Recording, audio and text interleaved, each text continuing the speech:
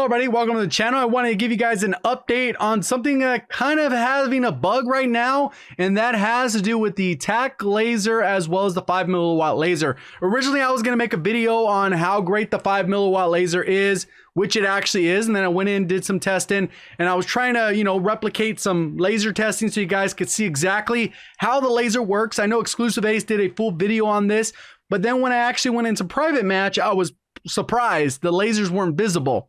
So we're going to talk a little bit about that. Then I went ahead and tested them in Plunder. I got somebody a session joined, so we joined the same match, and then they were visible. So there's a little bit of inconsistency there. But in addition to that, we're still going to talk about why the 5 milliwatt laser is actually a pretty good attachment and why you should try it out a little bit and see exactly how powerful it is. If you enjoyed the video, let me know by hitting the like button. Goal on today's video is 2,500 likes. If you're brand new, want to find your way back for more Call of Duty content, make sure you subscribe with notifications on. Let's get into this breakdown. So as far as the actual attachments goes, when you have the TAC laser, it's supposed to improve your aim down sight time, aiming stability, which also helps a little bit more with consistent recoil patterns, less idle sway, aim walking steadiness when you move, less idle sway when you're moving, and then also laser is visible to enemies. 5 milliwatt laser is more for the HipFire. Doesn't really is going to help you with your ADS speed at all. Helps you with sprint to fire and HipFire accuracy while making that laser visible. 1 milliwatt pretty much just tighten up the HipFire spread, not quite as much as the 5 milliwatt, and is not going to help out your sprint to fire speed,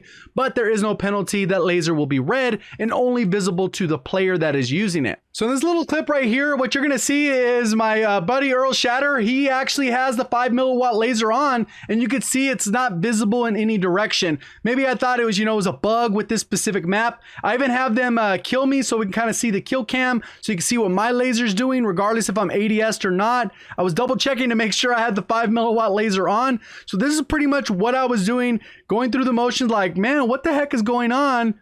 I can see the laser on their gun, and it's still not showing up as visible. So I thought, you know what, maybe this is a private match thing. Let's go ahead and check to see what's going on. As I cut across and I pick up their gun, and you can see it has the 5 milliwatt laser on it. So obviously something is going on here with this. I said, go ahead and kill me. I want to go ahead and see if this laser is visible. And as you'll see, in the kill cam, there is no visible laser on my gun, even though their laser is visible in theirs. So this could be a multiplayer glitch that they need to fix. But obviously, if you're going to abuse it, might as well while it's continued to be broken. That's tend to be things in this game. They always tend to fix something, break something else, and it's just kind of how it goes. So then I was able to session join with another YouTuber buddy of mine, Nonstop, and you can see the laser is perfectly visible. So for whatever reason, it is visible in certain scenarios and isn't in others. So it's just a bug to be aware of. I think in multiplayer, it's not currently working properly, but obviously within Warzone, it is working. The TAC laser only works when you're ADS'd, and then the 5 milliwatt only works when you're in the HipFire. So it's just something to consider,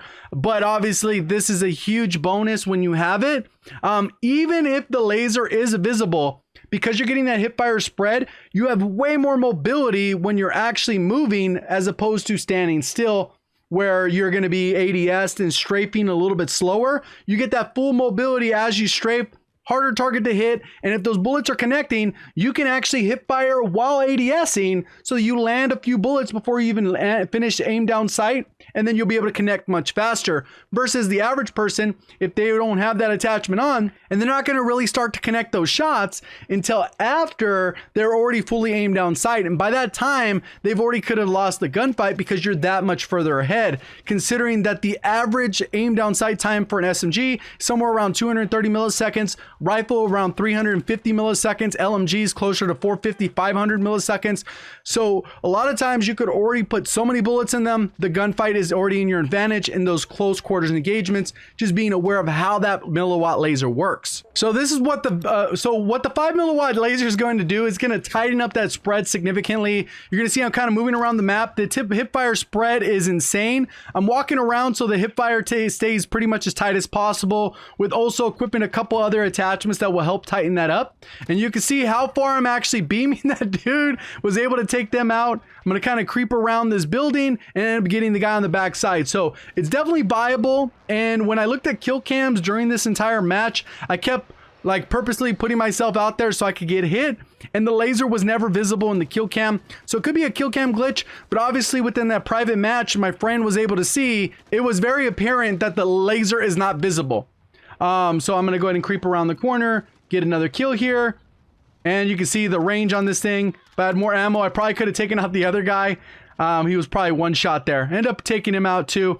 But overall, I wanted to kind of show off what the laser's doing. Look at how tight that spread is, especially if you stack that with like the Merc foregrip, the no stock attachment, particularly on SMGs. Obviously, rifles can be a little bit less effective, but that's kind of how it goes. So one other quick thing I thought I'd include is actually ranking which weapons can have the lowest hipfire spread, and this is combining all the attachments that will give you the lowest possible spread using codgundata.com. So if you want to check it out, experiment a little bit, see what attachments do what, because a lot of times there's hidden stats. Normally a longer barrel is going to widen that hipfire spread. Shorter barrels tend to shrink it up.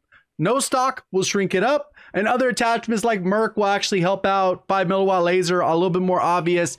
But as you can see, so the smaller the number, the better. That just shows how tight that hipfire spread is apart from each other. And obviously, as we go into the rifles and LMGs, it spreads out quite a bit. So number one overall in the game is actually the Uzi. It actually has the tightest by a little bit over the MP7, which you saw a little bit of MP7 action in a real match. The MP5 is pretty tight in there, and then the Fennec is a little bit, and then they kind of all drop off a little bit. And then even with the rifles, you kind of have the tightest one being the Scar, which is a little bit of a surprise to me, but more than likely you're not gonna be able to handle that recoil control with those set of attachments. So it's a little bit less practical for rifles and LMGs, just because that's normally not how you're gonna use the weapon. You're normally gonna use them for medium to long range, whereas most of the SMGs you're gonna be using them at point blank range. So you could actually take advantage of this hipfire spread and allow you to land multiple shots and take advantage of your shoot to fire speed over your opponent, which is waiting to aim down sight before they land that first bullet. So it's just something to keep in mind if you're, just a little another thing to kind of add to the ranking. And this is probably why the MP7 and the MP5 do so well in Warzone. Not that everyone stacks these particular attachments together,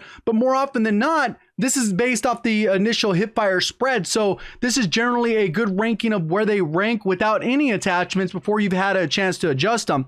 Uzi would probably be a top tier SMG if it just had a bigger magazine. 32 bullets is typically not enough. Like we talked about in my previous video ranking all the SMGs, it's just not enough to down that many players when you're comparing ammo head to head versus the MP7 and the MP5, unless you're playing solos or duos.